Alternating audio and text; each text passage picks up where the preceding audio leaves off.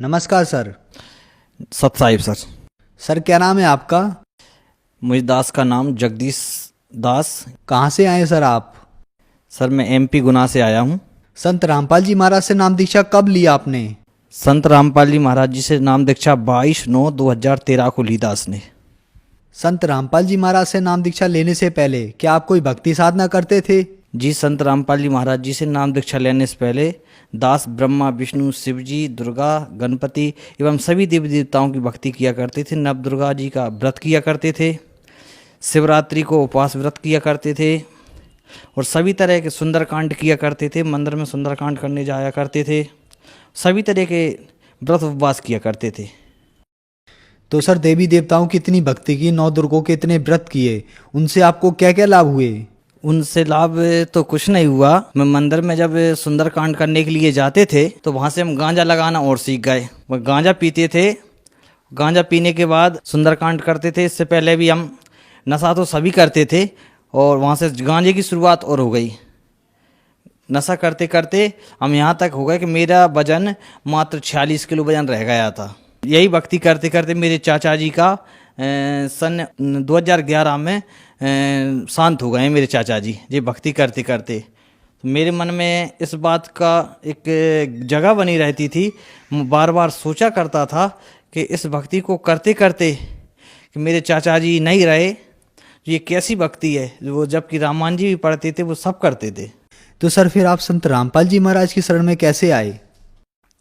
संत रामपाल जी महाराज जी के शरण में हम जब मैं घर पर रहता था तो बीड़ी सिगरेट जर्दा सिपाड़ी गुटखा दारू पीना मांस खाना सभी विकार मेरे अंदर थे। मैं ताश खेलता था। कई बार मेरे पिताजी ने मेरे पैर भी पड़े हैं कि बेटा तू दारू छोड़ दे। बहुत तरह तरह से समझाया, लेकिन मुझे एक आदत नहीं छूट रही थी। उस कारण से मुझसे कोई नशा नहीं छूट रहा था। तो पिताजी ने डांट फटकार लगाई। डांट फटकार के कारण मैं गुनाह आ गया। मैंने छोटा मोटा मूंगफली का काम करना चालू किया। मूंगफली का काम करते घनश्याम जी हैं, एक घनश्याम जी राठौर हैं जो सकतपुर रोड पर रहते हैं, उनका मकान का काम लगा था। वहाँ पे हम बैठ कर गांजा पीने लगे। गांव पे गांजा पीते थे, वही गांजा गांव पे वहाँ पे पीने लगे गुना। गांजा पीने के बाद हम 10-12 लोग वहाँ पे बैठने लगे। हर रोज़ शाम को गांजा पीते थे। एक रोज़ एक जय गुरुदेव वाले भैया हैं जिनका नाम दयाराम ओझा है, जो छावनी गुना में रहते हैं। उनने एक नुगरा के विषय में एक बात करी कि जो एक नुगरा पे जो पाप है जो धरती में इस किसी प्राणी के ऊपर नहीं है। निगरा क्या होता है? कि नुगरा वो होता है जिसका कोई गुरु नहीं है। मुझे इतना ज्ञान नहीं था कि गुरु क्या होता है क्या नहीं होता। मैंने तो वो सुना था कि गुरु नाम दीक्षा दिलवाते हैं, जो बहन भैया बना लेते हैं। गुरु जो नाम दीक्षा दिलवाते हैं वही गुरु होते हैं। मैंने यही सुना रखा था। तो इसके बाद हमारे मन में एक प्रेरणा जागी कि अपन गुरु बनाएं। गुरु बनाने पर जब एक घनश्याम जी जो राठौर जी हैं, उनके गांव पे एक राजू सेन थे। वो राजू सेन जी गांजा पीते थे बहुत जोर से। वो राजू सेन जी एक पुस्तक लाए थे, सतलोक आश्रम बरबला संत रामपाल जी महाराज जी का जहाँ हिसार जिला में आश्रम है, वहाँ से ज्ञान गंगा पुस्तक लेके आए थे। तो हमारे मन में विचार थी पूर्ण गुरु के विषय में जानने की। तो पूर्ण गुरु की वो पुस्तक लेके आए थे। तो उस पुस्तक में हमने क्या देखा कि उस पुस्तक में ब्रह्मा विष्णु शिव के माता पिता की जानकारी थी, माता दुर्गा के पति की जानकारी थी। जो हमारे अंदर कुछ कसक थी उस सभी प्रश्नों की उनकी उस पुस्तक के अंदर जानकारी थी। जब हमने वो पुस्तक हमारे पास आई तो वो पुस्तक भी पढ़ते रहे हम। और जो दयाराम जी ओझा थे, उनकी जो जय गुरुदेव की पुस्तक थी, हमने कुछ समय तक वो भी पढ़ी। और एक दो बार हम उनके छोटे घर पे जो सत्संग होता है उसमें भी गए। तो मैंने मेरे मन में एक धारणा बना ली कि मैं जय गुरुदेव जी से नाम दीक्षा लूँगा। लेकिन ज्ञान गंगा पुस्तक पूर्ण तरीके से और भी पढ़ी तो उसमें पाया कि ब्रह्मा विष्णु शिव के कोई माता पिता हैं। अभी तक मैंने सभी पंथों में सभी धर्म गुरुओं के मुँह एक ही यही सुना है कि कोई ब्रह्मा विष्णु शिव के माता पिता नहीं है और ब्रह्मा विष्णु शिव ही सर्वेश्वर हैं, महेश्वर हैं। पर मन के अंदर एक कसक जगी। कसक क्या जगी? पहले तो मैं जो पुस्तक लाए थे भैया उनसे नाराज हुआ। उनसे कहा कि आप कहाँ से लाए हो ये पुस्तक, आपने कैसे बना ली, क्या कर लिया? तुम ब्रह्मा विष्णु शिव के माता पिता बताते हो, तुम तो नास्तिक हो। जब ये गुस्सा करते करते उनने कहा भगत जी आप पुस्तक अगर आपको बुरी लग रही है हमारी हमको दे देना, कोई हमने आपसे पैसे नहीं लिए हैं, आप एक बार उस पुस्तक को पढ़ें।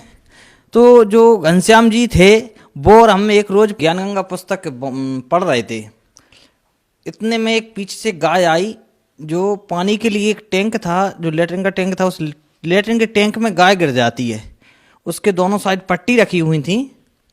वहाँ पे कोई भाई नहीं थे, कोई कम जनता थी। तो हमने मन में एक सोच आया, विचार आया कि ऐसा ना हो जो गाय मर जाए जब नीचे ऊपर जा रही है। ऐसा ना हो कि कल अगर हम कहेंगे कि गाय अपने आप गिरी है तो कोई नहीं मानेगा, सब यही कहेंगे कि इन लोगों ने गाय को भगाया होगा तो इसलिए गाय गिर गई, तो हम परेशान हो जाएंगे। बहुत ज़्यादा हम परेशान हो गए। तो जो घनश्याम जी राठौर जी थे वो तो भाइयों के लिए लिवाने के लिए चले गए कि इस गाय को उठाना है, और मैं ये सोचने लगा कि ये गाय नीचे ऊपर जा रही है, इसका क्या होगा। तो मुझे अचानक से ज्ञान गंगा पर मेरी नज़र पड़ती है, और ज्ञान गंगा के पहले पेज पे ही संत रामपाल जी महाराज जी का फोटो आता है। उस फोटो को देखकर मैं प्रार्थना करता हूँ कि हे संत रामपाल जी महाराज, मैंने सुना है कि आप परमात्मा के अवतार हैं। आज जो इस ये गाय गिर गई है, हम पर इतनी कृपा बख्शो कि इस गाय ना मरे, नहीं हम पे ये दुनिया वाले गौ हत्यारा कहेंगे। तो इतना सोचते ही मेरे मन में एक विचार आता है, एक झनकार सी आती है मेरे कान में कि इस चेरी को इस गाय के नीचे लगा दो और इस चेरी पर बैठ जाओ, जो बांस की होती है। मैंने उस गाय के नीचे उस चेरी को लगाया और एक साइड से मैं बैठ गया, तो गाय वो पानी में अथफर हो गई और वो नीचे ऊपर जाना उसका बंद हो गया। इतने में जो घनश्याम जी आ गए, फिर हमने उस गाय को निकाल लिया काफ़ी परेशान होने के बाद। तो मेरे मन में एक ये विचार बन गया कि संत रामपाल जी महाराज जी पूर्ण संत हैं, क्योंकि ब्रह्मा विष्णु शिव का जो उन्होंने पता बताया था, जो ज्ञान गंगा पुस्तक के अंदर, मैंने शिव पुराण के अंदर भी मिलाया, श्रीमद् देवी भागवत जी के अंदर भी मिलाया। तो इस कारण से मेरे अंदर विचार बन गया कि हाँ, संत रामपाल जी महाराज पूर्ण संत हैं। कुछ दिन बाद हम विचार बनाते हैं बरवाला संत रामपाल जी महाराज जी के बरवाला आश्रम जाने की, जो हिसार जिला में हैं। वहाँ पे हम जाते हैं, नाम दीक्षा ले ली। तो सर, संत रामपाल जी महाराज से नाम दीक्षा लेने के बाद हमने बहुत से संत रामपाल जी महाराज के शिष्यों से सुना है कि उन्हें बहुत से लाभ प्राप्त होते हैं। तो क्या आपको भी कोई लाभ प्राप्त हुए? मुझे सबसे बड़ा लाभ तो ये मिला, पहली बात तो मेरे जो 5 नशा थे वो पूरी तरीके से नशा छूट गए हैं। उस समय मेरा 46 किलो वजन था, आज परमात्मा की दया से मैं हष्ट पुष्ट हूँ। आज मुझे कोई परेशानी नहीं होती। उस समय मैं बैठता तो मेरी दोनों आंखें मुछ जाती थी, आज मुझे कोई थकावट महसूस नहीं होती। पहला लाभ तो ये हुआ। दूसरा लाभ ये हुआ, सर मेरे हृदय में जहाँ पे कुछ दर्द उठता था, तो अब वो दर्द भी नहीं उठता, दर्द भी पूरी तरीके से साफ है। पत्नी है, उन पत्नी के लिए ज़्यादा तबीयत खराब रहती थी, सोती रहती थी, कुछ भूत प्रीत का चक्कर भी था। तो हमने नाम दीक्षा लेने के बाद मालिक के जहाँ पे प्रार्थना लगवाई फ़ोन पे कि मालिक जी ऐसी ऐसी प्रार्थना रहती है, तो उन्होंने बताया कि पत्नी के लिए नाम उपदेश दिलवाएं। तो हमने पत्नी के लिए नाम उपदेश दिलवाया। उस दिन से वो भी पूर्ण तरीके से ठीक हैं और हमें भी बहुत सारे लाभ हुए और मालिक का आज ज्ञान से परिचित हो गए हैं। सर, आपने बताया कि आप संत रामपाल जी महाराज की शरण में आए और आपका नशा छूट गया।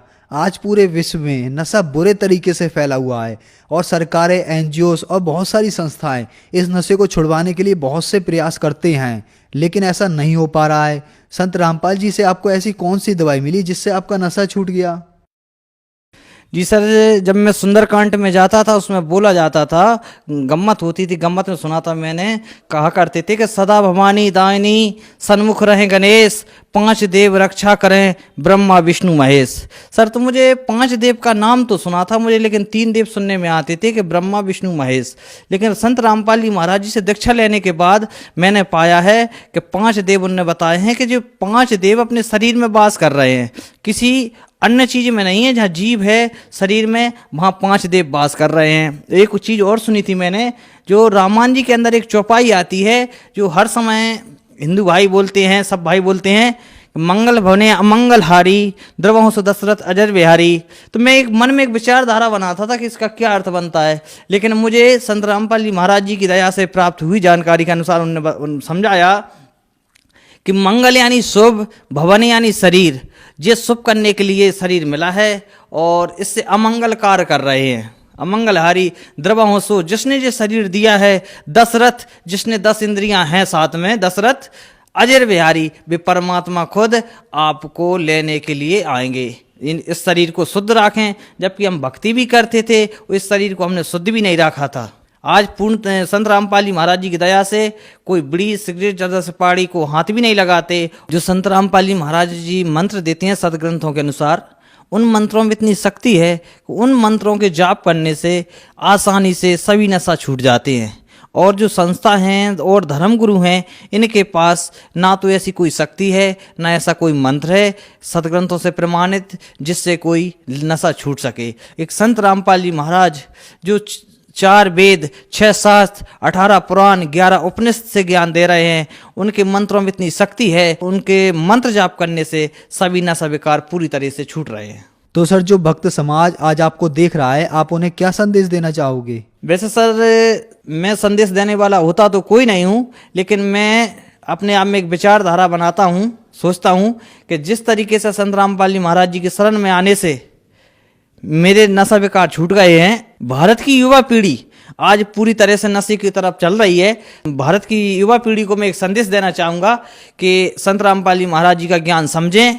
जो आज संत रामपाल जी महाराज पूरे विश्व के धर्म गुरुओं को ज्ञान चर्चा के लिए आमंत्रित कर रखा है, उनकी पुस्तकों को पढ़ें। पुस्तक पढ़ने के बाद अपना नशा विकार छुटाएं और इस भारत को विनाश की तरफ बढ़ने से रोकें। और संत रामपाल जी महाराज जी की शरण में आएं और उनसे नाम दीक्षा लें और अपना आप कल्याण करवाएं। सर, संत रामपाल जी महाराज से नाम दीक्षा कैसे ले सकते हैं?